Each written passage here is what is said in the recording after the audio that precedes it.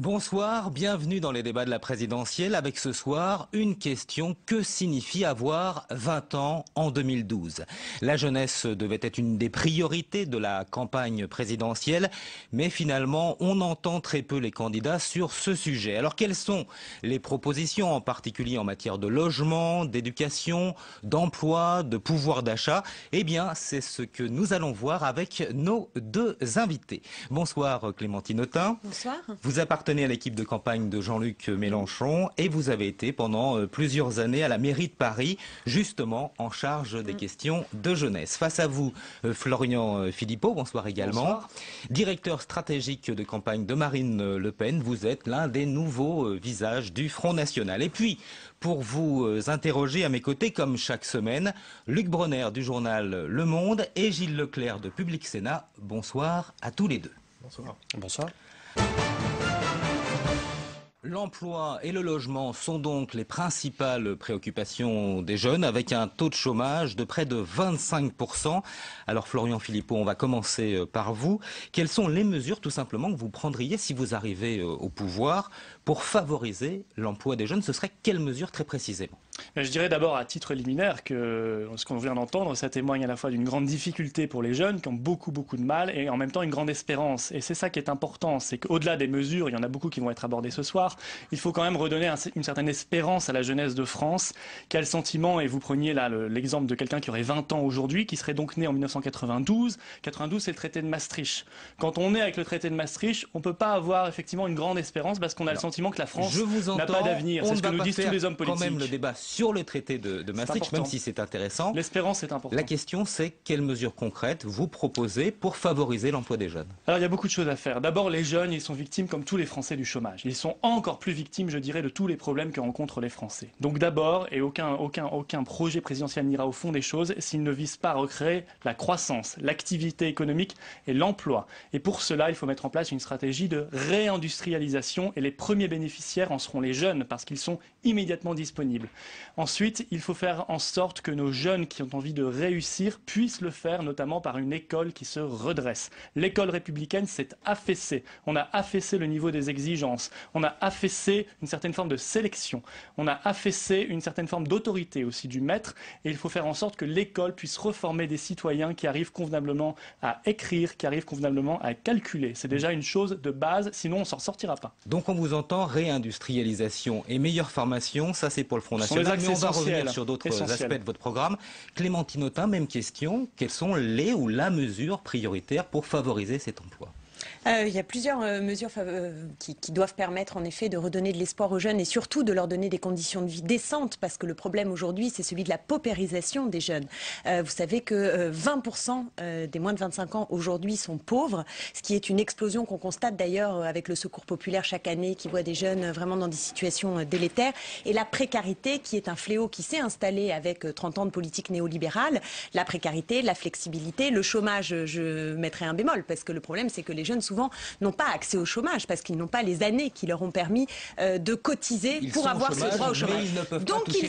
Donc ils sont dans un no man's land du point de vue juridique qu'il faut combler. Donc pour répondre très concrètement à votre question, d'abord il faut lutter contre la précarité. Au Front de gauche, nous disons que le CDI doit redevenir la norme du contrat de travail, y compris sur les questions de stages non rémunérés. Il faut rémunérer à 50% du SMIC dès le premier mois. Il faut encadrer les stages. Il faut interdire le recours au CDD dans les grandes entreprises. Nous proposons de les fixer à 5% maximum. Vous proposez même, si je ne me trompe pas, de taxer les entreprises qui auraient un recours trop grand au CDD, c'est bien ça? Voilà, qui revient oui, tout à fait. Il s'agit d'encadrer et de vraiment faire en sorte que le CDI redevienne la norme du contrat de travail. Dans le même temps, il faut des filets de sécurité. Tout n'est pas soluble dans les politiques générales que nous proposons, par la relance, par le partage des richesses et la planification écologique, qui est le cœur de notre programme et qui suppose d'affronter le pouvoir des marchés financiers. Mais d'un autre côté, il faut également penser ce temps de la vie, cette solidarité générationnelle, pour faire en sorte que les 18-25 ans et au-delà, les jeunes même en dessous, on y reviendra avec la question scolaire, puissent tout simplement vivre dignement, parce qu'aujourd'hui, ils sont dans cette situation qui est extrêmement préoccupante. Alors Florian Philippot, sur le point très précis que vient d'aborder Clémentine Autain, le contrat de travail, le CDI qui doit redevenir pour le Front de gauche le contrat de travail essentiel, on taxe les entreprises qui auraient trop recours au CDD, qu'est-ce que vous répondez? Moi, ce que je dis d'abord, c'est que j'entends les mesures du Front de gauche. J'ai lu leur projet avant de venir, je prépare toujours les débats. Et il y a beaucoup de mesures très généreuses. Il n'y a rien sur la jeunesse. Si, il y a beaucoup de choses. On va y revenir, vous inquiétez pas. Alors, on va vous laisser répondre. D'ailleurs, les jeunes ne s'y trompent pas parce que les sondages montrent que 23% des 18-22 ans votent pour nous et 8% pour M. Mélenchon. Finalement, du temps partiel, parce que c'est ça qui est posé à travers l'intervention de Clémentine Autain. Qu'est-ce que vous proposez? Je lui dis que le seul problème, c'est que Jean-Luc Mélenchon, il soutiendra François Hollande. Et qui a mis en place ces 30 dernières années la précarité, si ce n'est la droite et la gauche. Et encore une fois, il faut quand même y revenir. Parce que la question de la précarité, pourquoi s'est-elle développée? Parce qu'il n'y a plus d'emplois suffisamment en France. Quand on a 5 millions de chômeurs et effectivement un jeune sur 4 au chômage, il faut commencer par traiter ce problème-là. Et moi, je veux bien aborder ces questions-là, mais j'aimerais qu'on aborde d'abord la question de la création d'emplois. Le fait qu'il faille dynamiser l'économie et on pourra le faire. Vous répondez sur le CDI et le CDD, puis vous abordez effectivement le problème et la grande question de la création d'emplois. Voilà. CDI, CDD, qu'est-ce que vous répondez? Clémentine Autain pourra répondre aussi au problème que je pose. Sur les CDD. Alors sur les CDD, moi je pense qu'il faut faire en sorte effectivement qu'on ne puisse pas notamment multiplier les stages. C'est une question qui était abordée. Nous avons mis en place dans notre projet l'idée que les stages ne doivent pas durer plus de 8 mois maximum. Et nous avons mis en place une mesure qui me semble... Avec une rémunération Gilles Leclerc. Comme celle d'aujourd'hui, c'est-à-dire 400 €. C'est au moins un tiers du SMIC. Voilà, il faut maintenir cette règle. Il ne faut pas non plus promettre la lune aux stagiaires parce que ça ne serait pas raisonnable du point de vue des finances publiques et des finances des entreprises. Et on va dissuader les stages à C'est la limite de votre programme. Moi je veux bien qu'on mette les stagiaires à 5 000 € par mois, mais vous savez bien qu'il n'y aura plus de stages. On va laisser répondre Clémentine Autain sur la rémunération des stages. Et puis on vous laisse la parole après. Juste une mesure. Juste une mesure. Elle pourra répondre également. Florian Philippot, vous terminez. Nous voulons mettre en place aussi l'idée, aussi bien au collège pour les stages en 3e qu'ensuite à l'université ou dans les grandes écoles, que ce sont maintenant aux établissements scolaires à trouver obligatoirement les stages pour les élèves pour recréer de l'égalité des chances. Parce qu'aujourd'hui, c'est le piston qui marche. Or, vous savez que le stage, c'est souvent la première ligne du CV. C'est celle qui détermine beaucoup de choses. Il faut donc recréer de l'égalité des chances et obliger les structures à trouver des stages pour les élèves. Égalité dans l'accès aux stages, mais stages rémunérés toujours à 400 €, Clémentine Autain. C'est déjà non, mais un mot, vous avez dit l'essentiel du problème de votre programme, c'est que vous fixez des clous qui sont ceux de l'austérité budgétaire. Et partant de là, évidemment, les marges de manœuvre... Les marges de manœuvre, pardonnez-moi, parce que si vous parlez l'un sur l'autre, les marges de manœuvre sont faibles. Et contrairement au discours qu'on peut entendre de Marine Le Pen contre la financiarisation de l'économie, dans les mesures très concrètes du programme du Front de gauche, on voit qu'il s'agit de supprimer les cotisations sociales et certainement pas d'augmenter les bas salaires. Nous proposons une augmentation substantielle du SMIC, ce qui devrait profiter également aux jeunes. Autant de propositions qui ne sont absolument pas dans le programme du Front National. Donc la relance par l'activité sociale et écologique que nous proposons, elle est de nature en effet à combattre le chômage, mais elle doit s'accompagner de mesures spécifiques qui intéressent les jeunes tout particulièrement, et notamment la constitution de l'ouverture plus exactement du droit commun aux 18-25 ans. Le RSA par exemple, qu'il faudrait refondre, parce que cette logique du RSA est absolument insupportable. Elle sous-entend que les jeunes et les moins jeunes sont des feignants et que pour travailler, ils doivent faire la preuve qu'ils veulent travailler, alors qu'en réalité, on a 4 millions de chômeurs et de l'autre côté, 500 000 emplois disponibles. Donc, vous voyez, le problème, c'est la relance économique. Donc, partant de là, ce qu'il faut impérativement, c'est que les minimums sociaux soient ouverts aux 18-25 ans, ce qui n'est pas aujourd'hui le cas. Par ailleurs, il faut consolider les bourses pour faire en sorte aussi que les jeunes qui travaillent de plus en plus pour faire leurs études, ce qui est quand même particulièrement scandaleux, et ce qui les pénalise. Plus vous travaillez en faisant vos études, moins vous avez de chances de réussir ces études. Donc là aussi, il faut consolider le champ des possibles pour ces jeunes. Un point de précision, vous dites on met le SMIC, on revalorise le SMIC. La politique sert à ça, monsieur Philippe. On revalorise au con, s'il vous plaît. C'est pas Yaka Faucon, c'est simplement soit on veut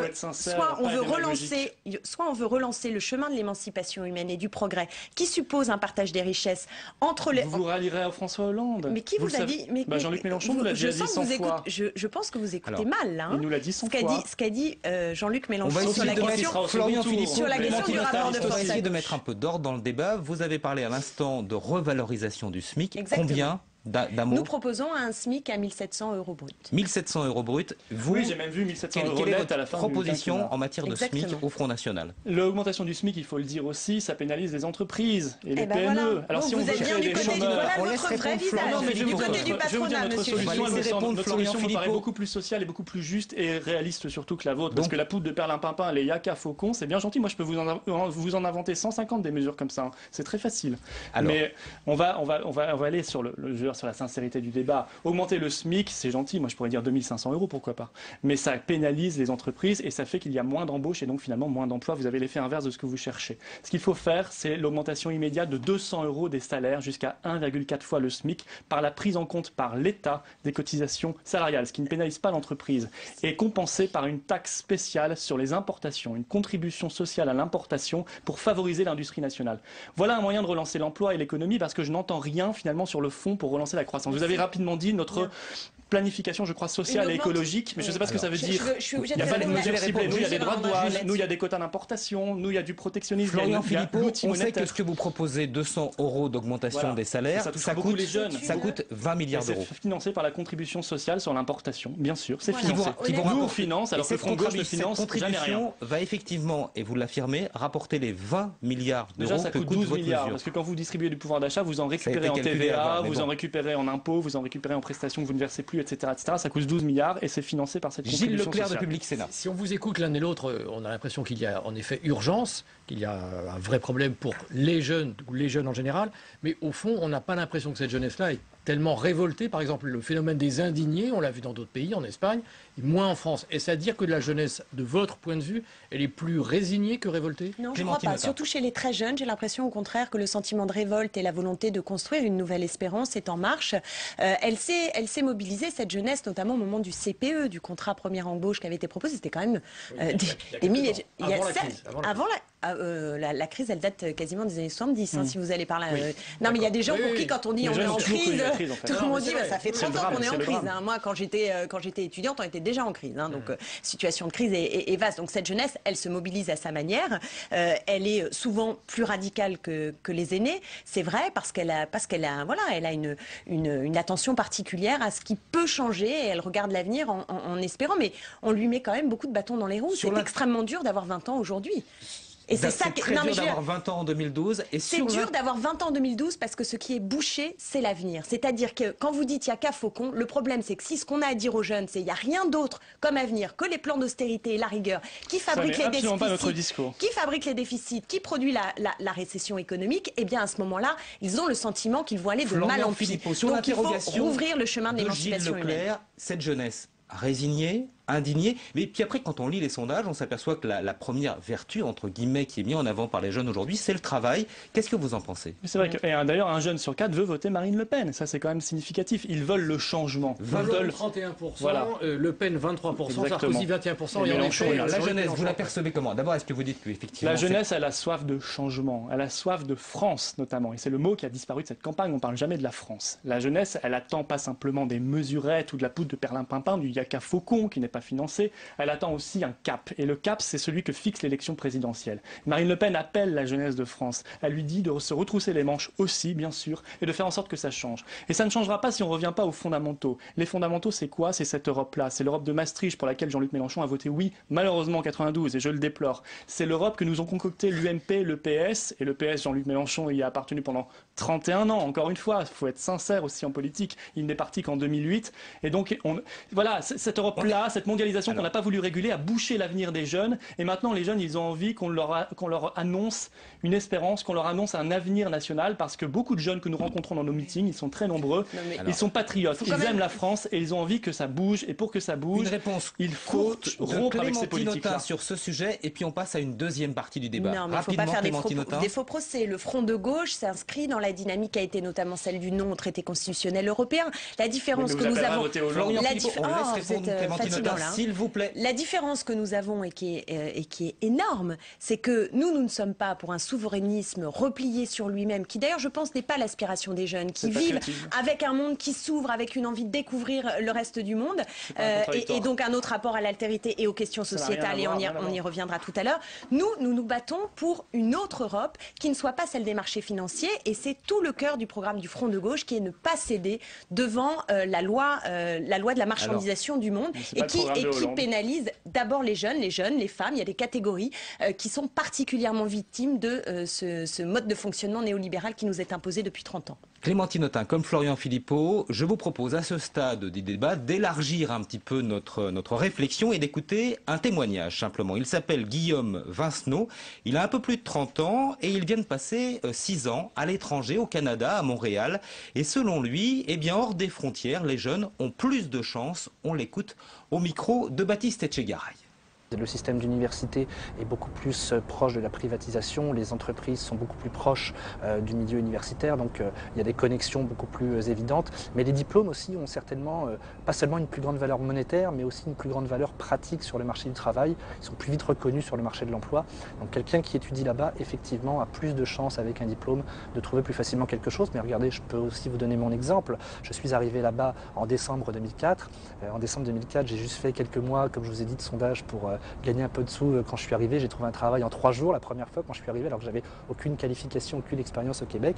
Et puis au bout de 6 mois, j'ai trouvé un emploi de directeur de la programmation dans la radio alternative de Montréal, la radio de l'Université de Montréal, et dans laquelle j'ai passé 6 ans. Donc je suis arrivé là-bas, j'avais aucune formation locale et pourtant on m'a donné ma chance. Donc là-bas, on peut avoir sa chance. Ça, c'est une grosse différence avec la France.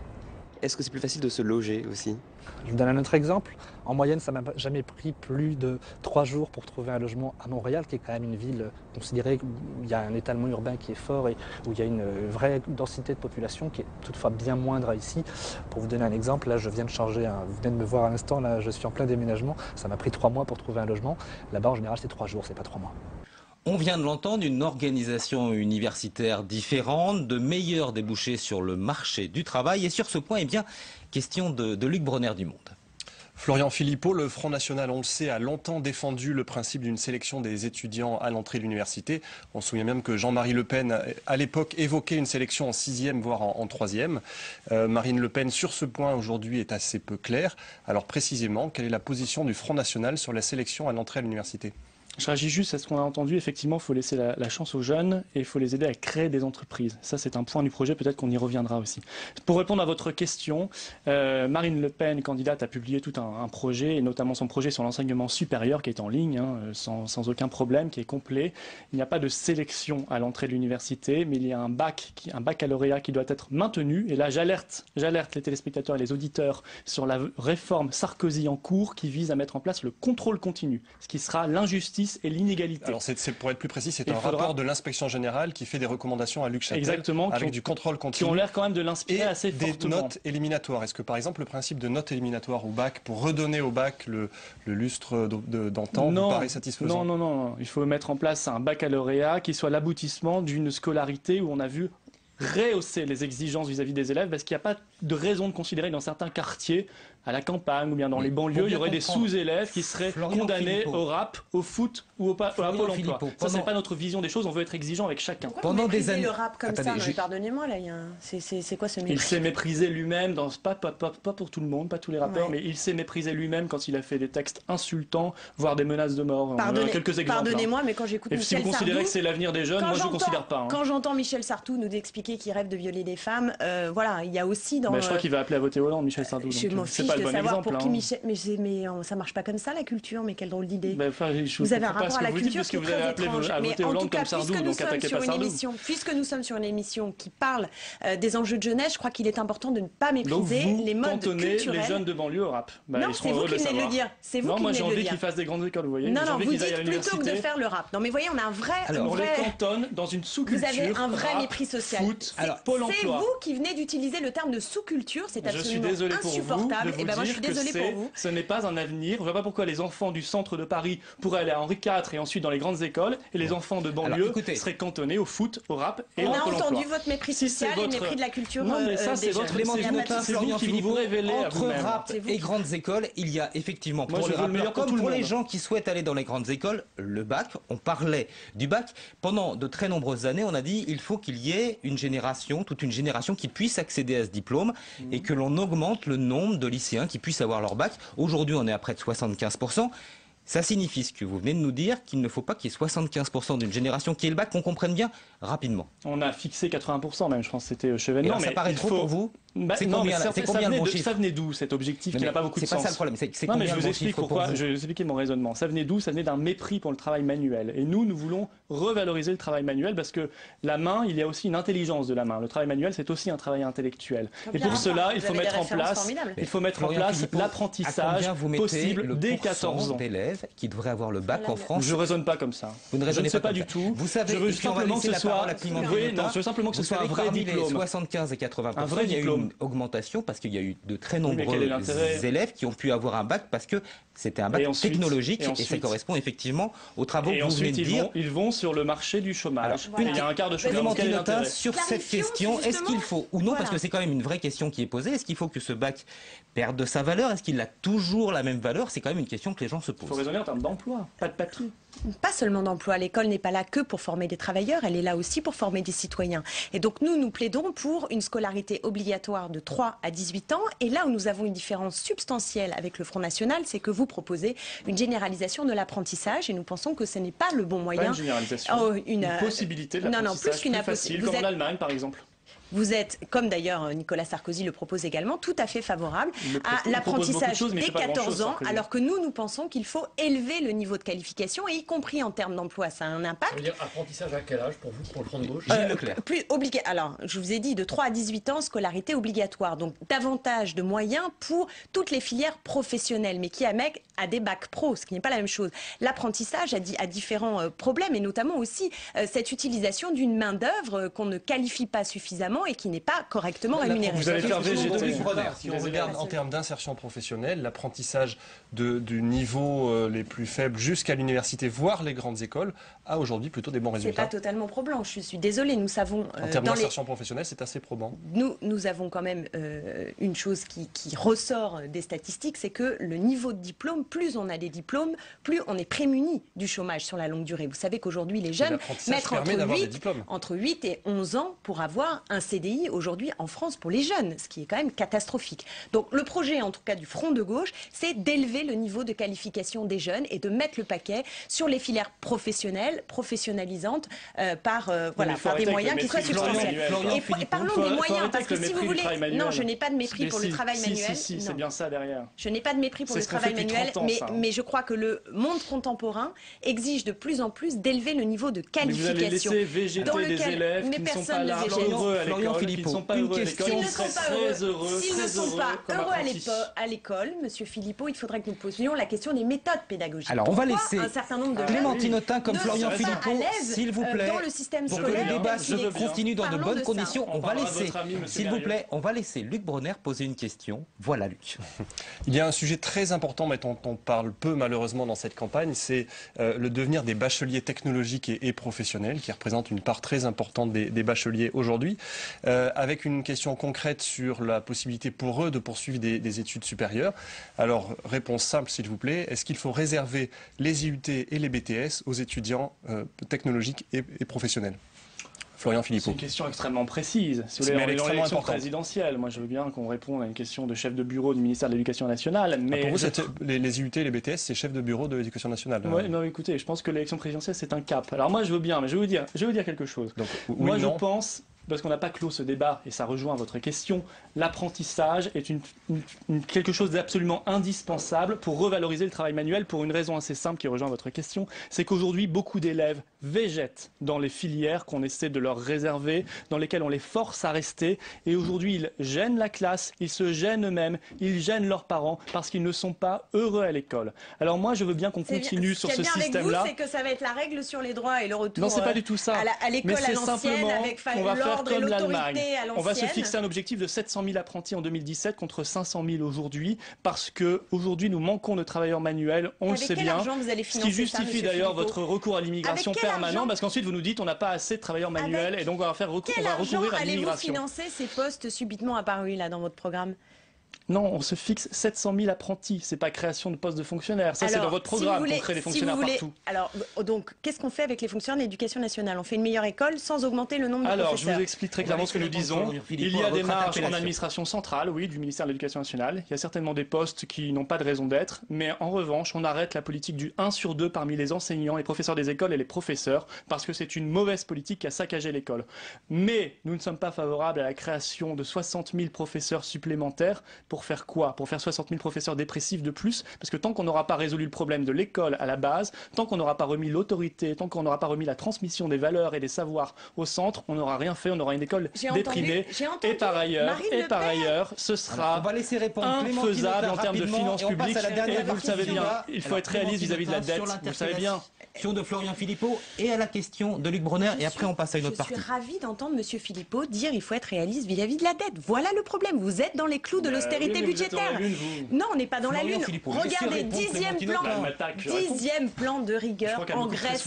10e plan de rigueur en Grèce en préparation. C'est vos politiques, c'est un gouvernement socialiste qui l'a mis en place. Vous êtes insupportable. Je termine un propos. J'entends que ça vous dérange. J'entends que ça vous dérange parce que vous donnez des airs sociaux. Ça vous dérange que je dise la vérité. Vous donnez des airs sociaux et en réalité la politique que vous voulez faire c'est la super austérité, pire encore que ce que veut faire Nicolas Sarkozy.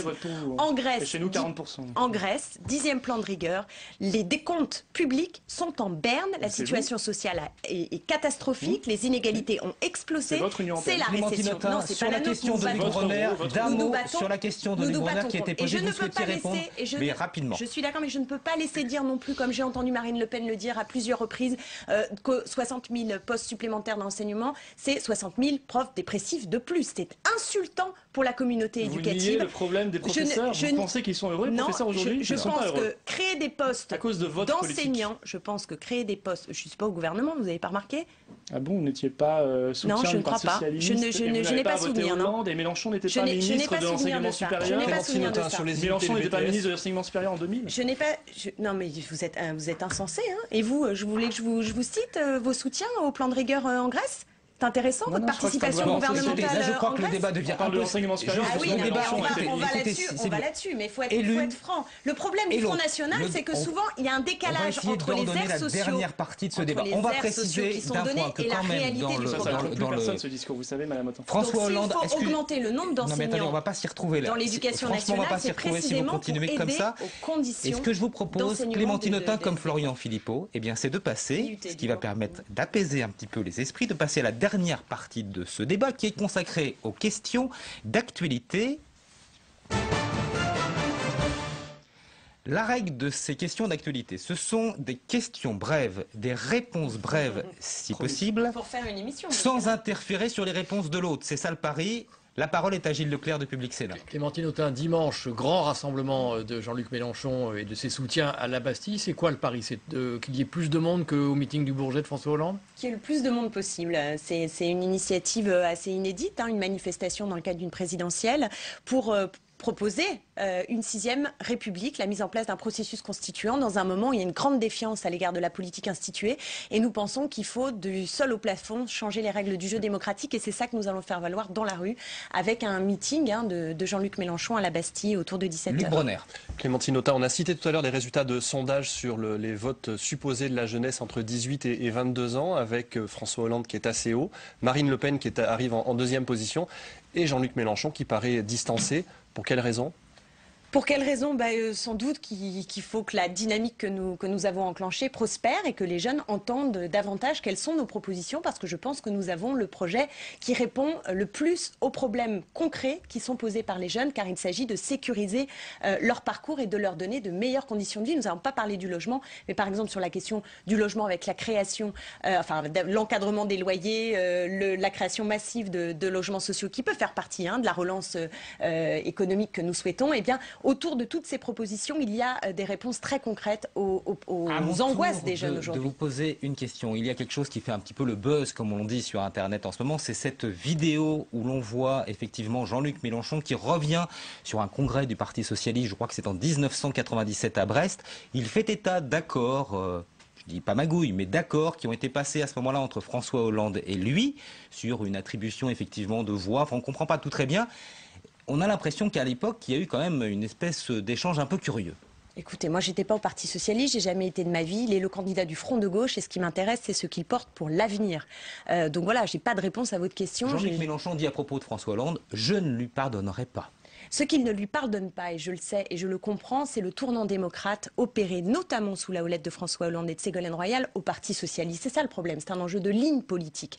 Tout le reste est peu intéressant, très franchement. Alors si jamais François Hollande gagne, avec ce que vous venez de nous dire, on a l'impression que ça va être compliqué de gouverner ensemble. Bah, écoutez, pour l'instant, c'est vrai qu'il y a des difficultés parce que nous proposons une réponse, notamment à la crise, aux différentes crises, qui soit une réponse par la relance, par l'activité sociale et écologique, le partage des richesses, l'affrontement des marchés financiers, ce qui n'est pas le cœur du programme du Parti socialiste. Mais je constate que plus nous progressons, plus il y a une petite musique qui est reprise chez les socialistes. Et notre envie, notre enjeu, c'est de faire réussir la gauche. Il ne s'agit pas simplement de gagner, de battre la droite. Il s'agit de répondre aux besoins et aux urgences sociales aujourd'hui. Et c'est pour cela que nous mobilisons. Clément Philippot, François Hollande hier soir propose Florent Philippot, de plafonner à 85% le taux d'imposition maximum pour les foyers les plus aisés. Est-ce que vous adhérez à cette proposition ? Oui, il fait du rétropédage en permanence, François Hollande. Non, mais parce qu'il nous dit 75%, ensuite il nous dit ça. C'est quoi la bonne mesure alors ? Moi, je raisonne même pas dans les clous que définit François Hollande, excusez-moi. J'ai ma liberté de réponse. Je ne suis pas d'accord avec sa proposition. Ça intéresse les électeurs et les citoyens. Vous, par exemple, vous souhaitez plafonner à quel niveau ? On n'y sera de toute façon jamais à 85%. Aujourd'hui, les très hauts revenus, ils sont moins imposés que les classes moyennes. Nous, ce que nous voulons faire, c'est remettre en place la justice fiscale par un impôt sur le revenu beaucoup plus progressif, avec plus de tranches. Au maximum doit-il prendre, tout simplement, aux foyers les plus aisés en France ? Je ne fixe pas de règles, mais je constate qu'aujourd'hui, les très hauts revenus, très hauts revenus, sont imposés à hauteur de 30 ou 32%, selon les travaux de M. Piketty. Et donc, ils n'ont pas à se plaindre. Voilà, il faut mettre la fiscalité sur le capital au même niveau que la fiscalité sur le travail. Ce sont des mesures à faire, à prendre d'urgence, et aider les PME par rapport aux grands groupes avec un impôt sur les sociétés progressif là aussi. Autre question, quels sont aujourd'hui les IVG que vous souhaitez dérembourser, très précisément ? Il n'y a rien dans le projet de Marine Le Pen sur ce sujet-là. Et la question que... Ça figure sur le site internet, sur le programme du site. Non, pas du tout. L'IVG de confort, non, pardonnez-moi là-dessus. Vous mentez. Les IVG de confort, les IVG de récidive, monsieur Philippot.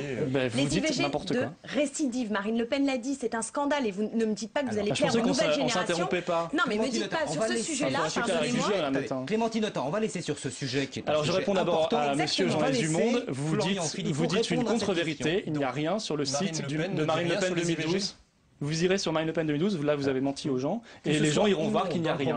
Nous avons répondu. Qu'est-ce que vous nous dites ce soir ? Nous disons simplement que la gauche a pris avec beaucoup de légèreté cette question de l'avortement, parce que l'avortement c'est toujours un drame pour la femme. C'est toujours un drame. Et qu'on en ait 200 000 ou 220 000 par an, ça n'est pas un succès. Maintenant, nous ne reviendrons pas sur le remboursement, nous ne reviendrons pas évidemment sur l'IVG. C'est faux. Et d'ailleurs, vous vous opposez dans les régions au budget qui permettent de fonctionner les centres IVG. Mais vous voyez, si vous voulez faire croire que Marine Le Pen, qui est divorcée 2 fois, qui a 3 enfants, qui est avocat, qui a toujours travaillé, qui a 43 ans, est antiféministe, vous aurez beaucoup de mal. En revanche, on ira voir du côté de M. Mélenchon. On vient de vous entendre, c'est-à-dire qu'en aucun cas, vous ne procédez à aucun des remboursements. C'est ce que vous venez de nous dire, c'est ce que j'ai compris. Pour les très graves dérives. Quand l'avortement est utilisé comme une méthode de contraception. C'est très rare, mais ça existe. Et là, il faut peut-être mieux rembourser notamment la pilule 3e génération. C'est donc la remise en cause d'un droit. L'avortement, aujourd'hui, c'est un droit. Vous avez le droit de vous exciter sur cette question-là. D'abord, je vois qu'elle intéresse beaucoup les journalistes du Monde et de France Inter, mais c'est une question qui n'intéresse pas du tout les Français et qui n'est pas dans le projet de Marine Le Pen, encore une fois. Qu'est-ce que vous qualifiez de très grave dérive et comment vous établissez que c'est ou non une grave dérive ? C'est utilisé comme une méthode de contraception, ce qui n'était pas le but. Mais je vois qu'on prend avec beaucoup de légèreté la question de l'avortement parce qu'on est dans une société qui a perdu beaucoup de repères. Et je vois que la gauche prend ça avec beaucoup de légèreté. Je vous signale que Simone Veil, quand elle a fait voter sa loi, elle disait strictement la même chose que nous, que cette loi n'était pas faite pour cautionner toutes les dérives du monde. Je suis scandalisée, je le dis franchement, je suis scandalisée par ces propos, vraiment. Autre question qui n'a vraiment rien à voir, le blocage des prix de l'essence. François Hollande est revenu hier soir, lui dit-il pendant 3 mois. Est-ce que c'est 3 mois, puis ensuite il mettra en place la taxe carbone. Donc vous, le Front National, c'est quoi ? Il mettra le litre d'essence à 3 €. Donc qu'est-ce que vous préconisez ? Alors nous préconisons une baisse immédiate de 20% de la taxe sur l'essence, donc la TIPP, compensée par une surtaxation des grands groupes pétroliers et gaziers. Je rappelle que Total a fait 12 milliards d'euros de bénéfices, par exemple, l'an dernier. Il n'est pas normal qu'il ne contribue pas. Oui, il est normal qu'il ne contribue pas plus en France. Ça reste une entreprise française qui gagne beaucoup en France. Et Voilà, je pense qu'il faut aussi là avoir un peu de sincérité parce que François Hollande, quand il propose de bloquer pendant 3 mois, il oublie de dire qu'ensuite il mettra en place la taxe carbone qui va renchérir le coût de l'essence et du gazole. Sur ce point, et ce sera la dernière question, Clémentine Autain, qu'est-ce que vous proposez, vous, par rapport à cette augmentation considérable du prix de l'essence ? Bah oui, c'est un vrai problème pour que les Français puissent vivre dignement. Et on sait que ceux qui en sont les premiers pénalisés de cette augmentation de l'essence, c'est ceux qui habitent loin en périphérie. Plus on est loin du centre et plus on a besoin de sa voiture et donc plus on paye. Donc évidemment qu'il faut un encadrement de ces prix. Et en même temps, il faut développer drastiquement les transports publics. Parce que dans les grandes agglomérations, une des raisons pour lesquelles on prend sa voiture, c'est aussi parce que les transports publics font défaut. Eh bien, merci Florian Philippot comme Clémentine Autain. Ce sera le mot de la fin. Et l'on se retrouve dans une semaine pour un nouveau débat de la présidentielle.